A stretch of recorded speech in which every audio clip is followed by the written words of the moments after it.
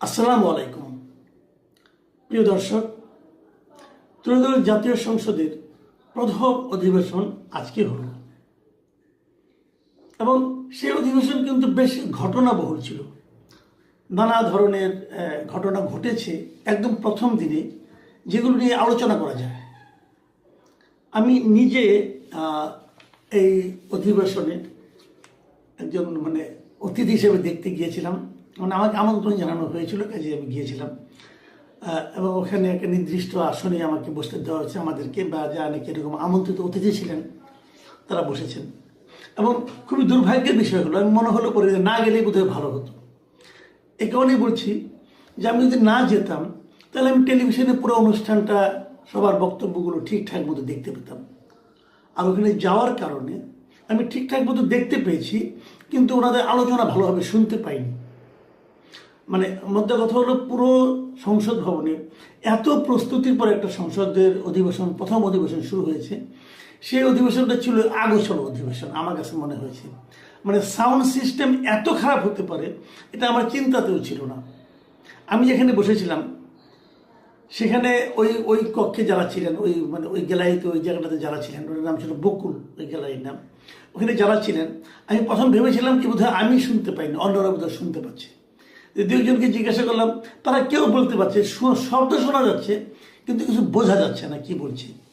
তো এবং আমি অধিবেশন চলাকালেও দেখলাম অনেক সংসদ সদস্যরাও নিজেদের আপনার যে হেডফোন আছে এটা তুলে তুলে বলছেন যে ওনারা কিছু শুনতে পাচ্ছেন না। এক পর্যায়ে তো দেখলাম যে দ্রুত বিরতিতে চলে গেলেন এই সাউন্ড সিস্টেম ঠিক করার কারণে।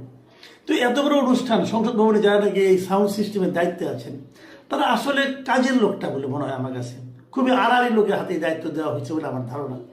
কারা দায়িত্ব দিয়েছেন, কারা দায়িত্ব পেয়েছেন, এগুলো মনে হয় একটু খতিয়ে দেখা উচিত। কারণ প্রথম অধিবেশনটা যদি এত ত্রুটিপূর্ণ হয় সেটা খুব ভালো দেখায় না। আগোছালো বললাম কেন?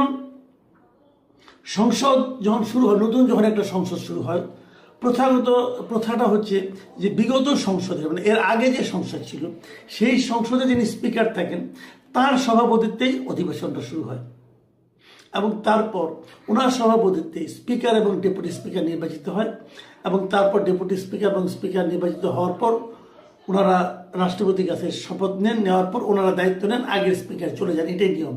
কিন্তু এবার তা করা হয়নি, স্পিকার অথবা ডেপুটি স্পিকারকে দিয়ে সংসদ শুরু করা হয়নি।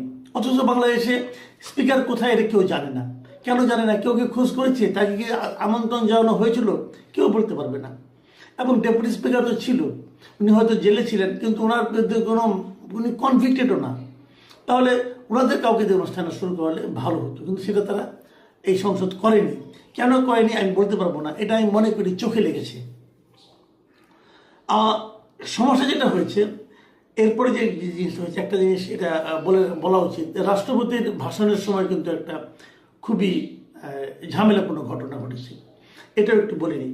রাষ্ট্রপতির নিয়ম হলো, রাষ্ট্রপতি একবার সবার শেষে রাষ্ট্রপতি এই সংসদে ভাষণ দেন। এটা নিয়ম, এটা একদম সাংবিধানিক নিয়ম। এটা সংবিধানের মধ্যে লেখা আছে, রাষ্ট্রপতি ভাষণ দিবেন। নতুন সংসদের প্রথম অধিবেশনে উনি ভাষণ দিবেন এবং প্রতি বছর যখন অধিবেশন শুরু হবে, প্রথম অধিবেশনে রাষ্ট্রপতি একটা ভাষণ দেবেন। এবং এই ভাষণ নিয়ে নানা বিতর্ক হয়েছে। বিতর্কে কী ধরনের? যে এই ভাষণে উনি বিগত আওয়ামী লীগ সরকারের কিছু সমালোচনা করেছেন। এই জন্য দেখলাম যে আওয়ামী লীগ সরকারের যারা সমর্থক অথবা যারা আওয়ামী লীগের সমর্থক, তারা দেখলাম সামাজিক মাধ্যমে রাষ্ট্রপতিকে গাদ্দার টাদ্দার অনেক কিছু বলছে। কিন্তু ওনাদের এই জিনিসটা বোঝা দরকার যে রাষ্ট্রপতি যে ভাষণটা সংসদে দেন, এটা কখনোই রাষ্ট্রপতি নিজে লেখেন না। এই ভাষণটা টোটালি লিখে দেওয়া হলো গভর্নমেন্ট। সরকারের লিখে দেওয়া ভাষণটা রাষ্ট্রপতি কেবল ব্যক্তি হিসেবে পড়ে শোনান, আর কিছুই না। এখানে ওনার কিছুই করেন, উনি একটা শব্দ এখান থেকে চেঞ্জ করতে পারবেন না। কাজেই ওখানে যা যা লেখা হয়েছিল উনি কেবল ছিলেন পাঠক মাত্র। এই জিনিসটা মাথায় রাখা উচিত আমি মনে করি। এটা ওনার মনের কথা না মুখের কথা, আপনার সেটা নিয়ে বিতর্ক করতে পারেন, কোনো সমস্যা নাই। কিন্তু বিষয়টা মাথায় রাখবেন যে এই ভাষণটা সরকারের লিখে দেওয়া, উনি ছিলেন পাঠক মাত্র। এই ধরনের ঘটনা আগেও ঘটেছে, কিন্তু যতবার সরকার পরিবর্তন হয়েছে ততবারই কিন্তু আগের স্পিকার মাধ্যমে শুরু হয়েছে, আর রাষ্ট্রপতি তখন যে রাষ্ট্রপতি থাকতেন উনি যদি আগের গভর্নমেন্টের রাষ্ট্রপতি হয়ে থাকেন, আগের গভর্নমেন্টের আমলে নিয়োগপ্রাপ্ত হয়ে থাকেন, উনি কিন্তু পরের গভর্নমেন্টের লিখে দেওয়ার ভাষণটাই পড়েছেন। কাজে এটাকে সেভাবে নেওয়াটাই ভালো। কিন্তু এটা বড় কথা না, বড় কথা হলো যখন রাষ্ট্রপতি ভাষণ দিতে উঠলেন, ভাষণ দিতে ওঠার আগেই রাষ্ট্রপতি ঢোকার সঙ্গে সঙ্গে বিরোধী দলের সদস্য, বিশেষ করে জামায়াতের এবং এনসিপির যারা নাকি মেম্বার ছিলেন, তারা হইচই শুরু করেন। তারা আগে থেকে ঘর থেকে নিয়ে আসা প্লেকার্ড দেখান ওখানে, এবং সেই প্লেকার্ডে নানা ধরনের জুলাই নিয়ে, গাদ্দারি, অমুক তমুক এরকম নানা রকম স্লোগান ছিল, এবং ওনারা স্লোগান দিতে শুরু করেন। একদম পুরো আমার কাছে মনে হচ্ছিল যেন একটা মানে পল্টনের মাঠের মতো অবস্থা, শাহবাগের যে মাঠের যে দৃশ্য, সেটা আমরা ওখানে তার মানে একটা প্রতিফলন দেখতে পেলাম। কিন্তু আমার প্রশ্নটা হলো কি, ওনারা রাষ্ট্রপতি ভাষণ শুনবেন না, এগুলি করবেন না। পরে এটা নিয়ে তারা এতটা ব্যস্ত ছিলেন যে রাষ্ট্রপতি যখন ভাষণের আগে যখন নাকি জাতীয় সঙ্গীত বাজানো হয়, আমি যা বিশ্বের সঙ্গে লক্ষ্য করলাম যে জামাতের লোকরা কিন্তু প্রথম দিকে বেশ মানে প্রায় 1 মিনিটের মতো প্রায় হবে ওনারা বসেই ছিলেন। মানে জাতীয় সঙ্গীত হলে সবাই দাঁড়িয়ে গেছে, কিন্তু ওনাদের সামনে সরকারি দলের যারা ছিলেন তারা দাঁড়িয়ে আছেন, দর্শক গ্যালারিতে যারা ছিলেন তারাও দাঁড়িয়ে আছেন, কিন্তু ওনারা বসে বসে স্লোগান দিচ্ছেন। এক পর্যায়ে বিষয়টা খেয়াল করেছেন হাসনাত আব্দুল্লাহ, উনি তখন সবাইকে দেখলাম হাত তুলে বলেন যে আপনারা দাঁড়ান, এবং তখন তারা দাঁড়ালেন। এটা আসলে তারা মানে স্লোগান নিয়ে, প্রতিবাদ নিয়ে এতটাই ব্যস্ত ছিলেন যে দাঁড়ানোর প্রয়োজন মনে করেননি। নাকি এই জাতীয় সঙ্গীত শোনার সঙ্গে সঙ্গে তো মানুষের মধ্যে ওই চিন্তাটা, ওই চেতনাটা কাজ করা উচিত যে আমাদের সম্মান দেখানোর জন্য দাঁড়ানো উচিত। যাই সেটা ওনারা করেনি, ওনারা ওয়ার্কআউট করেছেন। তারপরে আচ্ছা, এই ওয়ার্কআউটের কারণ হিসাবে কিন্তু জামাতের যিনি আমির ডক্টর শফিকুর রহমান, পরে উনি বেরিয়ে উনি 3টা কারণের কথা উল্লেখ করেছেন যে 3 কারণে তারা ওয়ার্কআউট করেছেন। তার প্রথম কারণ হলো যে গত 2024 সালে আন্দোলনের সময় এই যে সরকার এত লোক মেরেছে, এই যে একটা নৃশংস ঘটনা ঘটেছে দেশে, তার উনি কোনো প্রতিবাদ করেননি, শাসক গোষ্ঠীর কাছে প্রেসিডেন্ট হয়ে কোনো প্রতিবাদ করেননি। এই একটা কারণ। দ্বিতীয় কারণ হলো যে উনি বলেছিলেন যে শেখ হাসিনা ওনার কাছে পদত্যাগপত্র দিয়ে গেছেন, পরে আবার আরেকটা পত্রিকার কাছে বলেছিলেন যে উনি পদত্যাগপত্র দেননি, আমার কাছে দিলে পেতাম। একটা কারণ, এটা এই জন্য উনি মিথ্যাবাদী। আর 3 নম্বর কারণ হলো যে তিনি নিজে অর্ডিন্যান্স সই করেছেন যে 12 তারিখে যে নির্বাচনটা হবে ফেব্রুয়ারি, এই নির্বাচন যারা নির্বাচিত হবেন তারা 2টো কাজ করবেন। একটা হলো যে তারা সংবিধান সংস্কার পরিষদের সদস্য হবেন, একটা জাতীয় সংসদের সদস্য হবেন। কিন্তু বিএনপি সংবিধান সংস্কার পরিষদের সদস্য হিসেবে শপথ নেয়নি, এবং রাষ্ট্রপতিও এই সংবিধান সংস্কার পরিষদের কোনো মিটিং ডাকেননি। অতএব তিনি একটা অপরাধ করেছেন। এই 3টা কারণে তারা এটা ছেড়েছেন। এটা নিয়েও নানা বিতর্ক হচ্ছে। তবে আমি একটা কথা বলি, যে কারণগুলি উনি দেখিয়েছেন সেটা হলো যে উনি যে প্রতিবাদ করেননি রাষ্ট্রপতি হয়ে, আপনি দেখান তো বাংলাদেশে এই যাবৎ কোন সরকারের রাষ্ট্রপতি সেই সরকারের কোনো অপকর্মের, সরকারের কোনো খারাপ কাজের প্রতিবাদ করেছে? করেনি। কেন করেনি? মানে তার সে প্রতিবাদ করার তো অধিকারই নাই। যদি প্রতিবাদ করেও থাকে সেটা আপনারা কেউ জানতে পারবো না। তো রাষ্ট্রপতির যে এখতিয়ার, সংবিধান রাষ্ট্রপতিকে যে ক্ষমতা দিয়েছে, সেই ক্ষমতার কোথাও বলা হয়নি যে রাষ্ট্রপতি প্রকাশ্যে প্রতিবাদ করতে পারবে। রাষ্ট্রপতি প্রতিবাদ করলে হয়তো প্রধানমন্ত্রীকে ফোন করতে পারবে, বলতে পারবে, এর বাইরে তার যাওয়ার কোনো অধিকার তো নাই। আর দ্বিতীয় যে কারণটা বলেছেন উনি, যে উনি ওই পদত্যাগপত্র পেয়েছেন কি পান নাই, এই জিনিসটা দেখেন। আমি যেটা বুঝি, আমার যেটা মনে হয়,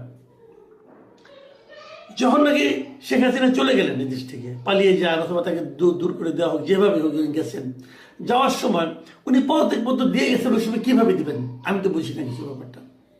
কিন্তু ওই সময় রাষ্ট্রপতিকে ওইটা বলা ছাড়া আর কি বলার উপায় ছিল? যে পরিস্থিতি ছিল, এখন যদি সংসদ ভেঙে দিতে হয়, প্রধানমন্ত্রী চলে গেলেন, তাহলে তো প্রধানমন্ত্রী বলবেন যে আমি চলে যাই, পদত্যাগ করি না, আমি এখনো প্রধানমন্ত্রী। তাহলে উনি ছেড়ে চলে গেছেন, এই কথা বলার জন্য আমার ধারণা এই অন্তর্বর্তীকালীন সরকারের যারা দায়িত্বে ছিলেন অথবা যারা আন্দোলনের নেতৃত্বে ছিলেন, তারাই তাকে প্ররোচিত করেছেন অথবা বাধ্য করেছেন যে আপনি এটা বলেন। এটা আমি নিশ্চিত। এবং এই কারণেই উনি এটা করেছেন। এটাকে আপনি যদি অপরাধ হিসেবে ধরেন, তাহলে গত 18 মাস ওনার সঙ্গে আপনার থাকলেন কেন? তাহলে গত 18 মাস ওনার কাছে আপনারা শপথ দিলেন কেন?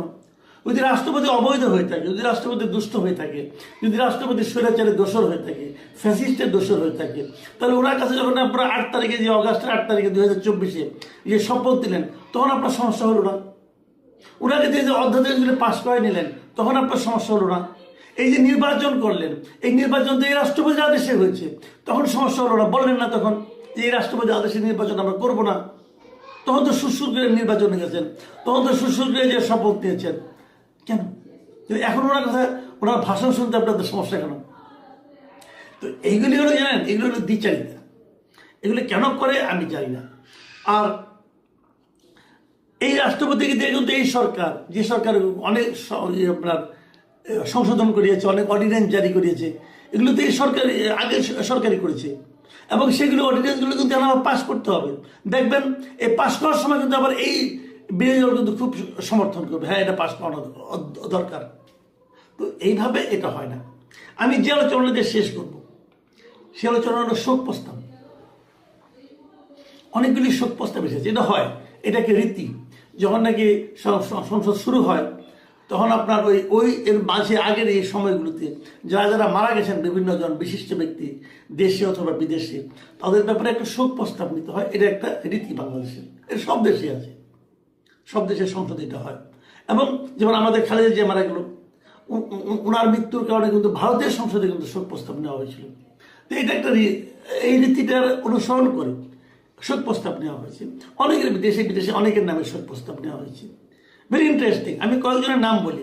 শোক প্রস্তাবের মধ্যে আমি দেখলাম, যেমন আমাদের বেগম খালেদা জিয়ার নাম নেওয়া হয়েছে, ভারতের সাবেক প্রধানমন্ত্রী মনমোহন সিং এর নাম নেওয়া হয়েছে, পোপ ফ্রান্সিস, অথবা ইরানের ধর্মীয় নেতা আয়াতুল্লাহ আলী খামেনি, এদের সবার, সাবেক রাষ্ট্রপতি বদরুদ্দোজা চৌধুরী, এরকম সবারই কিন্তু শোক প্রস্তাবে তাদের ব্যাপারে শোক করা নেওয়া হয়েছে প্রস্তাবে। কিন্তু ইন্টারেস্টিং হলো যে এর মধ্যে ঢুকে গেছে মতিউর রহমান নিজামী, দেলোয়ার হোসেন সাইদি, আলী হাসান মোহাম্মদ মুজাহিদ। আমি এদেরকে কিন্তু বলছি না যে কোনো সমস্যা আছে, এদের নামে নানা ধরনের কথা আছে। যেমন মতিউর রহমান নিজামী, উনি রাজাকার বাহিনীতে ছিলেন পাকিস্তান আমলে, এটা তো ছিল, উনি হয়তো আমাদের দেশের স্বাধীনতার পক্ষে কাজ করেননি, এই বিষয়গুলি কিন্তু আছে। কিন্তু ওনাদেরকে কিন্তু মৃত্যু হয়েছে এই আইসিডি ট্রাইব্যুনাল, এই মানে আপনার ইন্টারন্যাশনাল ক্রাইম ট্রাইব্যুনালে, এই ট্রাইব্যুনালে বিচারের মাধ্যমে ওনাদের কিন্তু মৃত্যুদণ্ড হয়েছে। তাহলে সেই বিচারের মাধ্যমে মৃত্যুদণ্ড হওয়ার ব্যক্তির ব্যাপারে যদি আপনি শোক প্রস্তাব গ্রহণ করেন, তখন কিন্তু অবধারিতভাবে একটা প্রসঙ্গ চলে আসে। সেটা হলো, এই শোক প্রস্তাব গ্রহণের মাধ্যমে আপনি বলছেন যে বিচারটা ঠিক হয়নি। যদি বিচারটা ঠিক না হয়ে থাকে, তাহলে ওই বিচারটা যারা করেছেন তাদের তো বিচার করা উচিত। সেই কাজটা আপনারা শুরু করতেছেন না কেন? এবং যদি সেই বিচারকের বিচার আপনারা করতে চান, তাহলে কিন্তু আগামীতে কোনো বিচারকই আর বিচার করতে চাইবে না। বলবে আজকে বিচার করব, ক্ষমতা চেঞ্জ হবে, নতুন একদল আসবে, এসে বলবে বিচার ঠিক হয় নাই, অতএব বিচারককে ধরে নিয়ে আসুন। তো এই যে অবস্থাটা, এটা কেন তৈরি হয়েছে? আমি মানি যে আওয়ামী লীগের আমলে তারা বিচার ব্যবস্থাকে একদম ধ্বংস করে দিয়েছিল। তাদের কথা অনুযায়ী বিচার না হলে তারা অন্যরকম ব্যবস্থা নিত, এবং চিফ জাস্টিসের মতো তারা দেশ থেকে বিদায় করে দিয়েছিল, তাদের কথা অনুযায়ী হয়নি বলে। এটা তো আমরা দেখেছি। তো সেটা যদি হয়েও থাকে, বিচারক কোনো নথি স্বীকার করলো, আমার বক্তব্য সেটা। আপনার উপর চাপ আসতে পারে, কিন্তু আপনি একজন লোকের জীবন মরণের ব্যাপারে আপনি কেন নথি স্বীকার করলেন? সেগুলো আবার নতুন করে পুনর্মূল্যায়ন করা হোক, এবং এখন যারা বিচার করছেন তাদের বিচারগুলো যেন আগামীতে পুনর্মূল্যায়ন হয়, সেই প্রত্যাশা আমি রাখবো। তাহলে হচ্ছেটা কি আসলে? তাহলে সরকার পাল্টানোর সঙ্গে সঙ্গে বিচার পাল্টে যাবে? এটা তো হওয়া উচিত না। এগুলো নিয়ে আমি মনে করি যে বিচার বিভাগকে সম্পূর্ণভাবে প্রশাসনের বাইরে রাখতে হবে। প্রধানমন্ত্রী চাইবে যেভাবে সেভাবেই বিচার হবে, সেটা তো হওয়া উচিত না। যেটা আমরা অন্তর্বর্তীকালীন সরকারে আমরা দেখেছি যে ডক্টর ইউনূসের চাহিদা অনুযায়ী বিচার হয়েছে, উনি যেটা চেয়েছেন সেটাই হয়েছে বিচারে, ওনার সব মামলা উঠে গেছে। তো এটা তো হওয়া উচিত না। শোক প্রস্তাব নিয়ে যে কথাটা বলে আলোচনা শেষ করতে চাই, এই যে এত এত লোকের আপনারা শোক প্রস্তাব নিয়েছেন, এই সময় দুইজন লোকের নাম আমি বলতেই চাই। একজন হলেন মিস্টার সিরাজুল আলম খান, আমাদের স্বাধীনতা যুদ্ধের রূপকার যে কয়েকজন নাম বলা হয় তাদের মধ্যে উনি একজন ছিলেন। উনি এই সময় মারা গেছেন। ডক্টর জাফরুল্লাহ চৌধুরী, যাকে আপনারা কদিন আগে স্বাধীনতা পুরস্কার দিয়েছেন দ্বিতীয়বারের মতো, মানে এক মুরগি দুইবার জবাই করার মতো। এটা নিয়ে আবার আরেক কাহিনী, যে দেওয়ার পরে পরে তারা আবার আইন চেঞ্জ করেছে, বলেছে যে না, 1 কিলোকে দ্বিতীয়বার দেওয়া যাবে, আগে যখন দিয়েছিল তখন কিন্তু জানতো না। এগুলো আনারিপনা না, যাও এই আনারিপনা মেনে নিলাম। কিন্তু আমার কথা হলো যে এই দুইটা নাম আপনারা ভুললেন কিভাবে? তার মানে হলো এটাই যে আপনারা আসলে এগুলো খুব গুছিয়ে করেননি কাজগুলো। এই শোক প্রস্তাবে কার কার নাম থাকা উচিত, কার কার নাম থাকা উচিত না, আপনারা গুছিয়ে করেননি। এটা গুছিয়ে করতে পারতেন। আপনারা তো নির্বাচিত হওয়ার পর, দায়িত্ব নেওয়ার পর প্রায় 1 মাস পরে কিন্তু আপনারা সংসদ অধিবেশনে বসেছেন। তো এই 1 মাসে গুছিয়ে নিতে পারতেন না? আপনার বিরোধী দলের কাছে বললে পারতেন যে আমরা কার কার ব্যাপারে আপনার শোক প্রস্তাব নিতে পারেন, সেই নামগুলি নিতেন, আপনার নামগুলি দিতেন, বিভিন্ন জনের কাছে নাম নিয়ে তারপরে আপনি এটা গুছিয়ে করতেন। এটা তো তাৎক্ষণিক মানে সিদ্ধান্ত নেওয়ার বিষয় নয়। আমি সরকারকে অনুরোধ করব এই সমস্ত মানে এই উল্টাপাল্টা কাজ যেগুলো হলো, যে কাজগুলোর মধ্যে ঘাটতি আছে, কেন আছে, এগুলো আইডেন্টিফাই করেন। আপনাদের দিন তো মাত্র শুরু। আগামীতে এই ধরনের ভুল যদি রিপিট করতে থাকেন না, তাহলে ইমেজ নষ্ট হয়ে যাবে। প্রিয় দর্শক, এখন এ পর্যন্তই।